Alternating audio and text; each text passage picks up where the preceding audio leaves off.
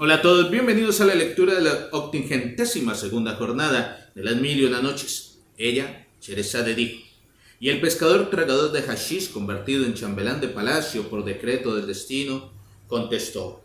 de todo corazón amistoso y como homenaje debido, y meneando la cabeza contó: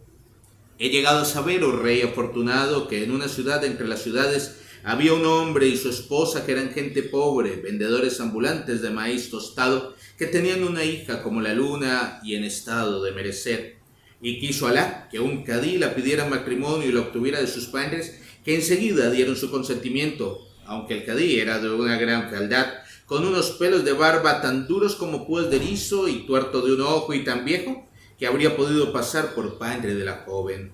Pero era rico y gozaba de toda consideración, y los padres de la joven, sin fijarse más que en lo que aquel matrimonio mejoraría su estado y condición, no pensaron que, si la riqueza contribuye a la felicidad, no constituye el fondo de ella. Pero el cadí, por cierto, era quien pronto debía experimentarlo por su cuenta y riesgo. Empezó pues por intentar hacerse agradable a pesar de las desventajas ajenas a su persona en cuanto a la vejez y fealdad, por colmar todos los días de nuevos presentes a su joven esposa y por satisfacer sus menores caprichos. Pero olvidaba que ni los regalos ni la satisfacción de los caprichos valen lo que el amor joven que aplaca los deseos, y lamentaba en el alma no encontrar lo que esperaba de su esposa, quien por otra parte no podía darle lo que no conocía por falta de experiencia. Tenía el cadí bajo su mano a un joven escriba, quien quería mucho y con el cual no podía por menos de hablar muy a menudo de su esposa. Y tampoco podía por menos, aunque estuviese en pugna con la costumbre, de divagar con el jovenzuelo acerca de la belleza de su esposa y del amor que sentía por ella, y de la frialdad de su esposa por con él, no obstante todo lo que por ella hacía. Porque así es como Alá ciega a la criatura que merece la perdición. Mas aún para que se cumpliese en los supremos decretos, el cadí llevó su locura y su ceguera hasta mostrar un día por la celosía el adolescente a su joven esposa. Y como era muy hermoso y amable, la joven amó al joven. Y como cuando dos corazones se buscan acaban siempre por encontrarse y unirse, a pesar de todos los obstáculos, ambos jóvenes pudieron burlar la vigilancia del cadí y adormecer sus celos despiertos. Y la jovenzuela amó al jovenzuelo más que a las niñas de sus ojos, y al darle su alma se abandonó a él con todo su cuerpo. Y el joven escriba supo corresponder y le hizo experimentar lo que nunca había conseguido producir el cadí, y de tal suerte vivieron ambos en el límite de la dicha, viéndose con frecuencia y amándose más cada día. Y el cadí se mostraba satisfecho de ver que su esposa se ponía aún más hermosa y llena de juventud, salud y lozanía, y cada cual era feliz a su manera. Y aquí que el joven, para poder entrevistarse sin peligro con su enamorado, la joven, había convenido con él que cuando fuese blanco el pañuelo que colgaba de la ventana que daba al jardín, podía entrar a hacerle compañía, pero cuando el pañuelo fuera rojo debía extenerse de ello y marcharse, porque la tal señal significaba que el cadí estaba en casa. Pero quiso el destino que un día, cuando acababa ella de tender el pañuelo blanco después de salir el cadí para el diván, oyéronse a la puerta golpes precipitados y gritos, y enseguida vio entrar a su marido apoyado en brazos de los eunucos y muy amarillo y muy demudado de color y de aspecto. Y los eunucos le explicaron que habían acometido al cadí en el diván una indisposición repentina y se había apresurado a ir a casa para que le cuidaran y descansar. Y efectivamente tanto movía a piedad el aspecto del pobre viejo que la joven, no obstante el contratiempo que acababa de producir y el trastorno que ocasionaba, empezó a rociarle con agua de rosas y a prodigarle sus cuidados. Y ayudándole a desnudarse, le acostó en el lecho que le preparó por sí misma, y en donde merced a las solicitudes de su esposa no tardó él en dormirse. Y la joven quiso aprovechar aquel alivio súbito de su marido para ir a tomar un baño en el hamán, y contrariada como estaba, se olvidó de quitar el pañuelo blanco de las entrevistas y de tender el de las prohibiciones. Y cogiendo un paquete de ropa blanca perfumada, salió de la casa y fue al hamán.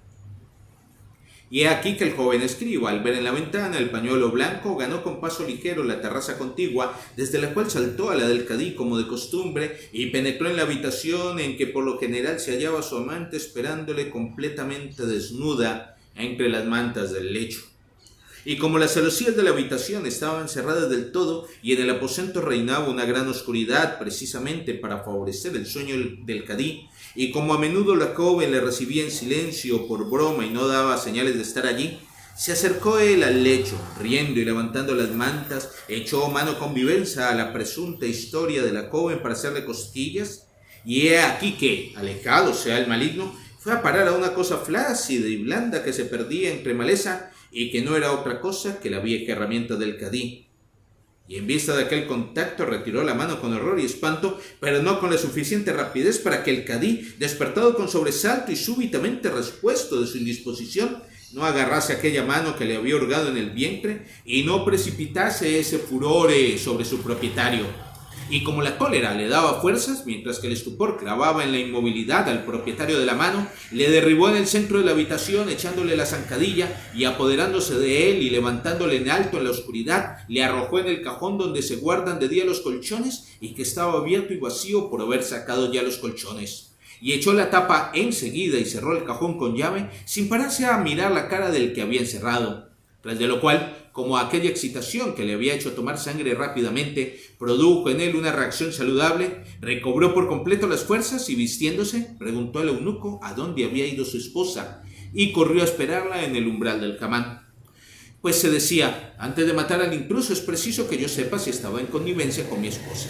Por eso voy allí a esperar a que salga ella y la llevaré a casa y ante testigos la carearé con el encerrado, porque ya que soy cadí conviene que las cosas se hagan legalmente. Y entonces veré si solo hay un culpable o si se trata de dos cómplices. En el primer caso, con mi propia mano ejecutaré ante los testigos al encerrado, y en el segundo caso, les estrangularé a ambos con mis 10 dedos.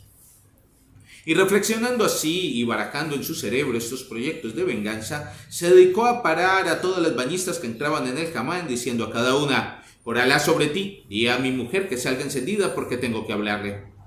Pero le decía estas palabras con tanta brusquedad y excitación, y tenía los ojos tan llameantes, y el color tan amarillo, y los gestos tan desordenados, y la voz tan temblorosa, y tanto furor denotaba su aspecto, que las mujeres aterradas huían de él dando agudos gritos, pues le tomaban por un loco. Y la primera de entre ellas, que dio en voz alta el recado en medio del hamán, llevó a la memoria de la joven esposa del cadí el recuerdo de su negligencia y de su olvido con respecto al pañuelo blanco dejado en la ventana, y se dijo: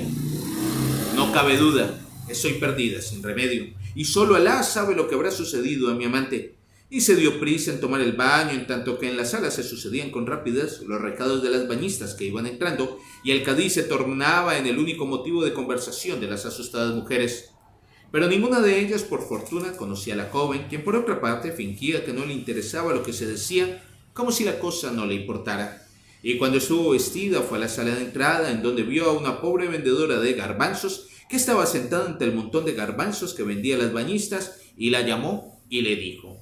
aquí tienes, mi buena tía, un dinar para ti, si quieres prestarme por una hora tu velo azul y el cesto vacío que hay a tu lado. Y la vieja, entusiasmada con aquella dádiva, le dio el cesto del mimbre y el pobre velo de tela grosera.